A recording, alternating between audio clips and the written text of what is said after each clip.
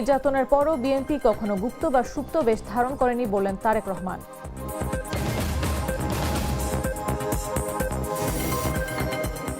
কুমিল্লা ৪ আসনের বিএনপি মনোনীত প্রার্থী মঞ্জুরুলের মনোনয়ন বাতিল, বৈধই থাকছে হাসনাতের মনোনয়ন।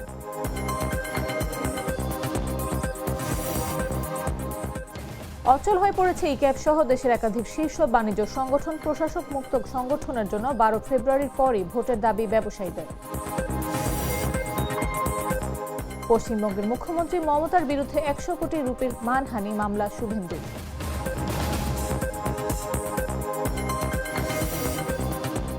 এবং অনূর্ধ্ব-১৯ বিশ্বকাপ টসের সময় হাত মেলাননি বাংলাদেশ ও ভারতের দুই অধিনায়ক।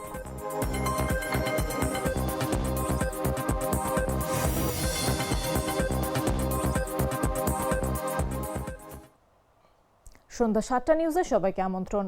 সাথে আছে আমি নাফিস আব্দুল্লাহ। আমি তো মশলা বদলে ফেলেছি, এবার আপনিও বদলে ফেলুন।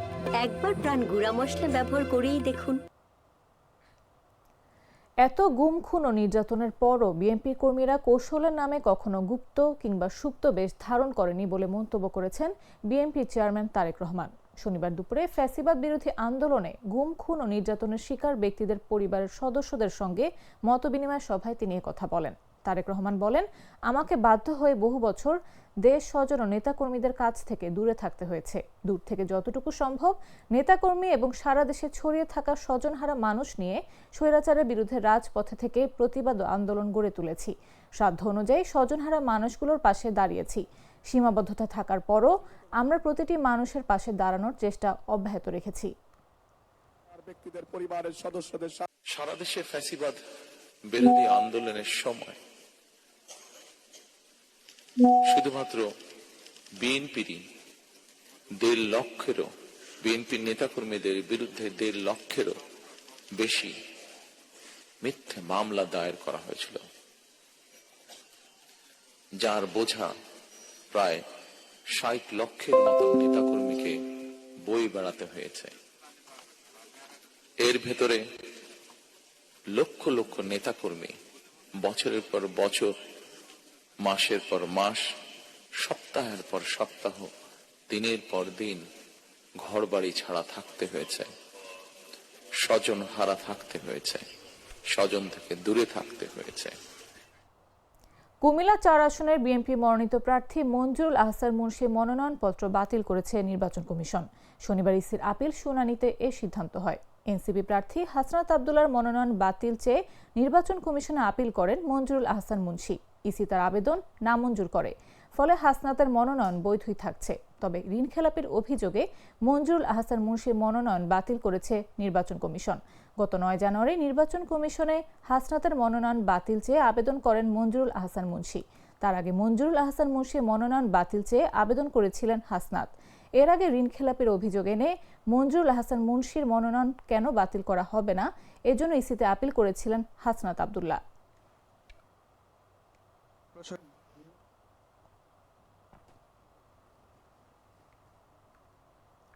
ফরিদপুর ২ আসনে বাংলাদেশ খেলাফত মজলিস মনোনীত প্রার্থী আল্লামা শাহ আকরাম আলী ওরফে ধলা হুজুরের গাড়ি জ্বালিয়ে দেওয়ার হুমকি দেওয়া হয়েছে।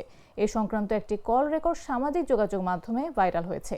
ভাইরাল হওয়া কল রেকর্ডটি নগরকান্দা উপজেলার পুরাপাড়া ইউনিয়নের বনগ্রাম এলাকার বাসিন্দা, বিএনপির সমর্থক এবং ইউনিয়ন ছাত্রদলের সাবেক সভাপতি ও বর্তমান যুবদল নেতা রবিউল ইসলাম ওরফে রবি মেম্বার এবং একই এলাকার রিকশা প্রতীকের সমর্থক মাওলানা সিদ্দিকুর রহমানের ছেলে মাওলানা শোয়েব ইসলামের মধ্যকার কথোপকথন বলে দাবি করা হচ্ছে। কল রেকর্ডটি প্রকাশ্যে আসার পর ফরিদপুর ২ আসনের ভোটার ও সামাজিক যোগাযোগ মাধ্যম ব্যবহারকারীদের মধ্যে তীব্র প্রতিক্রিয়া দেখা দিয়েছে। অনেকেই এ ধরনের হুমকিমূলক বক্তব্যকে নির্বাচনী পরিবেশের জন্য হুমকি স্বরূপ বলে মন্তব্য করছেন। তবে অভিযোগ অস্বীকার করে অভিযুক্ত বিএনপি নেতা রবিউল ইসলাম ওরফে রবি মেম্বার বলেন, বিষয়টি উদ্দেশ্য প্রণোদিতভাবে বিকৃত করা হয়েছে। তোর ভোট দেওয়ার দরকার হইলে তুই ভোট দে। আমি ভোট তো দিবই, আমি হুজুরেও আনবো না, হুজুরে আনার দরকার নেই। আপনি মানা করার কে? তুই হুজুরে আনলি আমার সমস্যা। আপনার সমস্যা হবে কেন? আপনি একজন জনপ্রতিনিধি, আপনি আরেকটা ইলেকশন করবেন, আপনি একটা দল করেন, আপনার ব্যাপার। আমি তোরে কই অধিকার, তোরে নিষেধ করার অধিকার আমার আছে। আছে? কেমনে আছে? ওসি কার্ড কি আমার 22টা? না না না না, বাচ্চা হিসেবে সেটা ভিন্ন কথা, কিন্তু এইটা তো ইলেকশনের বিষয়, এখানে যার যার মতন সে চলতে পারবে। এত বড় নাফিক সাইজো না। আমি নাফিতের কি আছে বাবা? আপনি একজন পণ্য প্রতিনিধি, আপনি সেভাবে কথা বলেন, আপনি ভদ্র ভাষায় কথা বলেন। তুমি এত বড় নাফিক সাইজো। আমি কিছু নাপিতে, আমি ভদ্র ভাষায় কথা শুনতে যাচ্ছি আপনার কাছ থেকে। সিদ্দিক মাওলানা, আমি তোর একটা কথা কই, সিদ্দিক মাওলানা যদি বলে যে সিদ্দিক আমি একা, আমার সিদ্ধান্ত নেওয়ার অধিকার আছে, আমার একা সিদ্ধান্ত নেওয়ার অধিকার আছে। তোর দলা হুজুরি বাপ হইবুল গা বলে আসা পারবে। গাড়ির কথা উত্তর দিবানি জ্বালাইয়ে। আপনি পারলে ঠেকাই, আমি কথা বলে দিলাম। শুয়ারের বাচ্চা আবার কইছ পারতি। এই তুই আমার শুয়ারের বাচ্চা কইছ কোন হিসেবে? এই তো আমার শুয়ারের বাচ্চা কেন?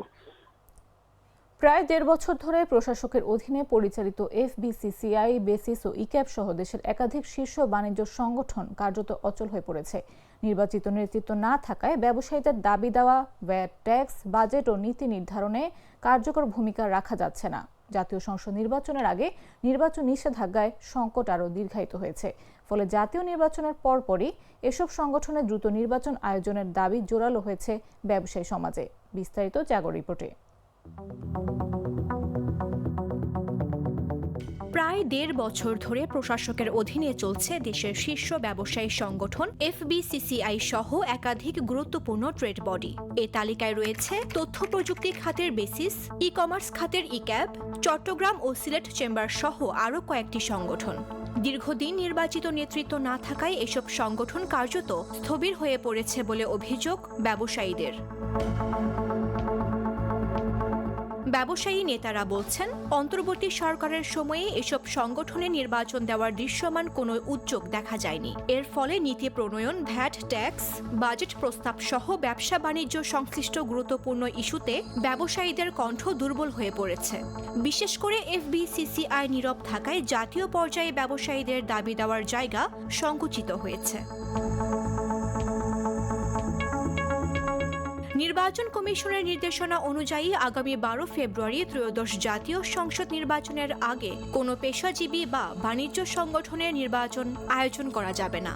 ফলে প্রশাসক থাকা এসব সংগঠনের নির্বাচন এখন জাতীয় নির্বাচনের পরেই হওয়ার সম্ভাবনা তৈরি হয়েছে। এফবিসিসিআইয়ের বর্তমান প্রশাসক মোহাম্মদ আব্দুর রহিম খান আশা প্রকাশ করে বলেন, জাতীয় নির্বাচনের পর সংগঠনটির নির্বাচন সম্ভব হবে। একইভাবে বেসিস ও ইক্যাবের প্রশাসকরাও নির্বাচনের প্রস্তুতির কথা বললেও আদালতের স্থগিতাদেশ, অডিট ও সদস্যপদ নিয়ে আপত্তির কারণে প্রক্রিয়া বারবার পিছিয়ে যাচ্ছে।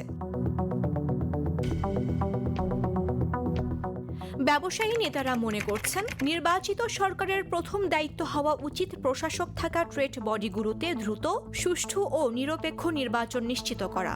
তাদের মতে, নির্বাচিত ব্যবসায়ীর প্রতিনিধিত্ব ছাড়া বেসরকারি খাতের স্বার্থ রক্ষা ও অর্থনীতির গতি ফেরানো কঠিন। জাতীয় নির্বাচনের পরপরই এসব সংগঠনের নির্বাচন আয়োজনের দাবি এখন ব্যবসায়ী সমাজের প্রধান প্রত্যাশা। নিউজ ডেস্ক, জাগো নিউজ। টুইন লেমন ও অ্যান্টিব্যাকটেরিয়াল ফর্মুলা বাসনকে চকচকে জীবাণুমুক্ত করে আমাদের দেয় গ্লিটার গ্যারান্টি।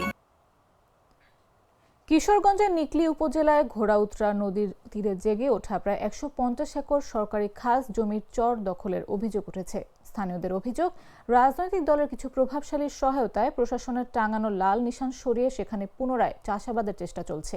নিকলীর ছাতির চর ও গুঁড়ো ইউনিয়নের বিয়াতির চর এলাকার বাসিন্দাদের মধ্যে চরের দখল নিয়ে প্রতি বছরই উত্তেজনা ও সংঘর্ষ হয়। চলতি মৌসুমেও পানি নামার পর নতুন করে বিরোধ শুরু হয়েছে। গেল ১৮ নভেম্বর জমি দখলকে কেন্দ্র করে দুই পক্ষের মধ্যে রক্তক্ষয়ী সংঘর্ষ হয়। এতে দেশীয় অস্ত্র ব্যবহৃত হয় এবং পরিস্থিতি নিয়ন্ত্রণে যৌথ বাহিনী মোতায়েন করতে হয়। সংঘর্ষের পর প্রায় ১ মাস গুরুত্বপূর্ণ খেয়াঘাট বন্ধ থাকায় ভোগান্তিতে পড়ে সাধারণ মানুষ। এই বিষয়ে অতিরিক্ত জেলা প্রশাসক মোহাম্মদ নাহিদ হাসান খান বলেন, চরটি যৌথ বাহিনীর মাধ্যমে লাল নিশান টাঙিয়ে উদ্ধার করা হয়েছে। এখন কেউ দখলের চেষ্টা করলে তাদের বিরুদ্ধে আইনানুগ ব্যবস্থা গ্রহণ করা হবে। দুই গ্রামের মধ্যে এই জমিটা নিয়ে, এই চর নিয়ে দীর্ঘদিন ধরে হচ্ছে একটা বিরোধ চলতেছে। তো এই বিরোধকে কেন্দ্র করে এক পর্যায়ে সংঘর্ষের পর্যায়ে চলে গেছে। তো সংঘর্ষ হচ্ছে দুই গ্রামবাসীর মধ্যে। তো এরকম অবস্থায় প্রশাসন আইসা, যেহেতু সরকারি খাস জায়গা, তারা লাল নিশান দিয়ে জায়গাগুলোরে চিহ্নিত করে গেছে এবং ছাতির চর এবং বিয়াতির চর দুনো গ্রামবাসীকে বলে গেছে যে এখানে কেউ কোনো কিছু করতে পারবে না। আমাদের এলাকার জমি, আমাদের ইউনিয়নের জমি, আমাদের মুজার জমি, সাতির সর মুজার জমি আমরা জমি আমরা হেরায় নিব গা আর আমরা কি আঙুল খালি সাথে থাকবেন নাকি? এই যে পদক্ষেপ হলো যে সরকারের যেটা, ওটা তো নদীর চরের জায়গা, নদীর ফেরির জায়গা, এটা কোনো কিছুই করা যায় না। এটা স্বাভাবিক নিয়মে চর উঠবে, ওঠার পরে আবার যখন বর্ষার সময় আসবে তখন এটা মানে হবে, নদীভুক্ত হয়ে যায়। সেক্ষেত্রে আমরা প্রশাসনের পক্ষ থেকে ওখানে যৌথ বাহিনী, আমাদের পুলিশ সবাই মিলে কিন্তু এটা উদ্ধার করছে। উদ্ধার করার পরে যদি কেউ এখন এটা ব্যত্যয় করার চেষ্টা করে তার বিরুদ্ধে আইনানুগ ব্যবস্থা গ্রহণ করা হবে। রাজশাহী বিশ্ববিদ্যালয়ে 2024-25 শিক্ষাবর্ষ স্নাতক প্রথম বর্ষের এই ইউনিটের ভর্তি পরীক্ষা শুরু হয়েছে। এই ইউনিটে 1897টি আসনের বিপরীতে 1,11,514টি আবেদন জমা পড়েছে। ফলে প্রতি আসনের বিপরীতে প্রতিদ্বন্দ্বিতা করছেন 59 জন ভর্তিচ্ছু শিক্ষার্থী।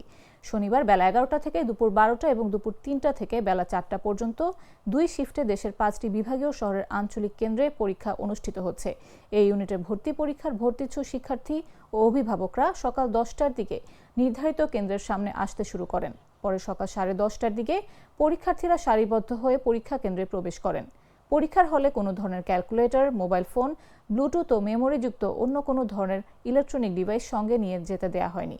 এবার দ্বিতীয়বারের মতো দেশের 5টি বিভাগীয় শহরের আঞ্চলিক কেন্দ্রে রাজশাহী বিশ্ববিদ্যালয়ের ভর্তি পরীক্ষা অনুষ্ঠিত হতে যাচ্ছে। এবছর মোট আসন সংখ্যা 4017টি।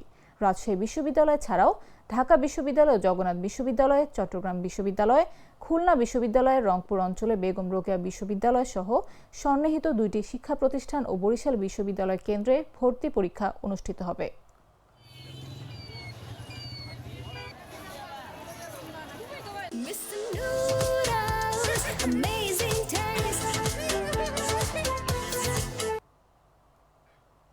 জানাবো আন্তর্জাতিক সংবাদ।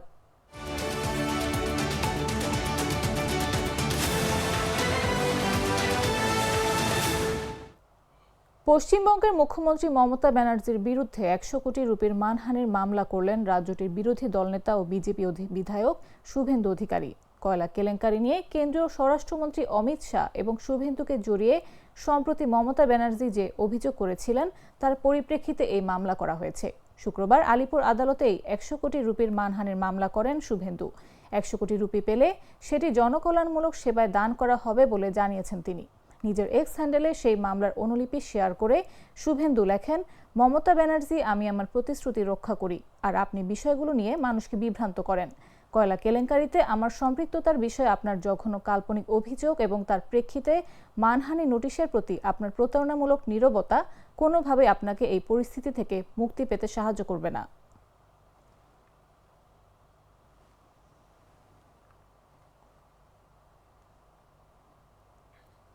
সংবাদ শেষ করব খেলার খবর জানিয়ে।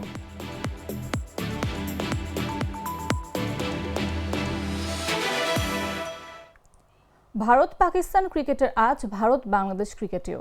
পাকিস্তান ক্রিকেট দলের সঙ্গে যা করেছিল ভারতীয় ক্রিকেট দল, এবার ঠিক তাই করলো তারা বাংলাদেশ ক্রিকেট দলের সঙ্গেও। পাকিস্তান জাতীয় ক্রিকেট দলের ক্রিকেটারদের সঙ্গে হাত মেলাতে অস্বীকৃতি জানিয়েছিল ভারতীয়রা।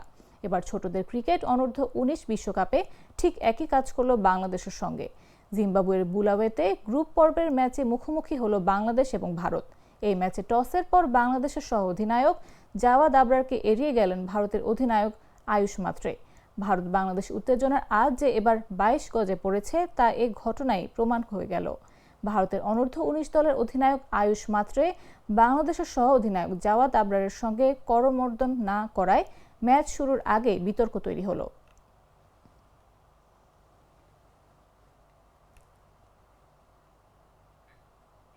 সংবাদ শেষ করার আগে শিরোনামগুলো জানিয়ে দিচ্ছি আরো একবার।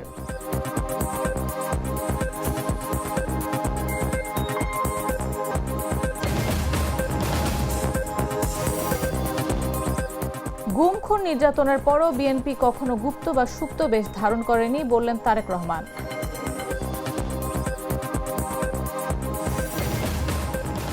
কুমিল্লা 4 আসনের বিএনপি মনোনীত প্রার্থী মঞ্জুরুলের মনোনয়ন বাতিল, বৈধই থাকছে হাসনাতের মনোনয়ন।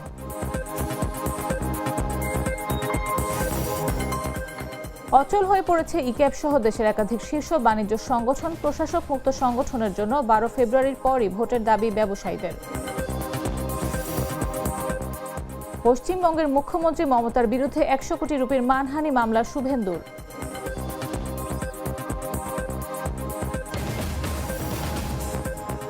এবং অনূর্ধ্ব-19 বিশ্বকাপ টসের সময় হাত মেলানি বাংলাদেশ ও ভারতের দুই অধিনায়ক।